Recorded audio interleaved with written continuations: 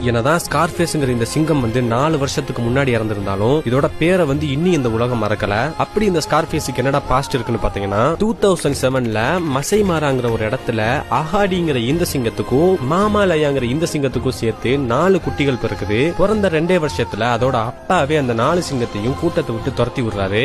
என்ன பண்றதுன்னு தெரியாம கொஞ்சம் நாளுகளா பட்டியலிலே சுத்திக்கிட்டு இருந்த இந்த சிங்க குட்டிங்க இந்த காட்டையே தன்னோட கண்ட்ரோலுக்கு கொண்டு வரணும்னு ஒரு முடிவு எடுக்குது. அந்த காட்டையே அவங்க கண்ட்ரோல் எடுக்கணும்னா அங்க உள்ள மார்ச் பிரைடுங்கிற ஒரு பெரிய கேங்கை அவங்க அடிக்கணும். அடிச்சா மாத்திரம் தான் இவங்க அந்த காட்டை கண்ட்ரோல் எடுக்க முடியும். ஆனா அந்த மார்ச் பிரைடோட தலைவன் ரொம்பவே பெருசாவும் ஆக்ரோஷமாவும் இருந்ததுனால இந்த 3 சிங்கமும் அது கூட சண்டை போட தயங்கிச்சுங்க. மத்த 3 சிங்கமும் பின்வாங்கின நேரத்துல ஸ்கார்ஃபேஸ் மாத்திரம் இதை எப்படியாச்சும் அடிச்சே தருவேன்னு ஒரு வெறியோட இருந்துச்சு. ஸ்கார்ஃபேஸ் முடிவெடுத்தது மணிக்கு அந்த சிங்கத்து கூட போய் சண்டையும் போட்டுச்சு. அந்த சண்டையில ஸ்கார்ஃபேஸ் அதோட ஒத்த கண்ணையே இழந்துட்டும் விட்டு கொடுக்காம ஒரு ஃபாரஸ்டே கண்ட்ரோல்ல வச்சிருந்த மார்ச் பிரைடோட தலைவனை தோக்கடிச்சு அந்த காட்டுக்கே ராஜாவானா ஸ்கார்ஃபேஸ். அண்ட் அன்னையில இருந்து அங்க உள்ள மக்கள் அதை ஸ்கார்ஃபேஸ்ங்கிற பேரோட கூப்பிட்டாங்க. இதுவரைக்கும் எந்த சிங்கமும் பண்ணாத மாதிரி 400 ஹைனாக்கள், ஒரு நீரியானா, அது மட்டும் இல்லாம 130 சிங்கத்தை சாகடிச்சு தொடர்ந்து கண்டினியூஸா 12 வருஷம் அந்த காடையே ரூல் பண்ணிருக்கு. அண்ட் அது மட்டும் இல்லாம தண்ணி குடிக்க வர்ற மிருகங்களை டிஸ்டர்ப் பண்ற முதலை கூட்டத்தை தனியாலாவே ஓட விட்டுருக்கு. அண்ட் ஃபைனலா அது வயசாகி சாகும்போது பாத்தீங்கன்னா அதோட கூட்டத்தை விட்டு தனியா பிரிஞ்சு போய்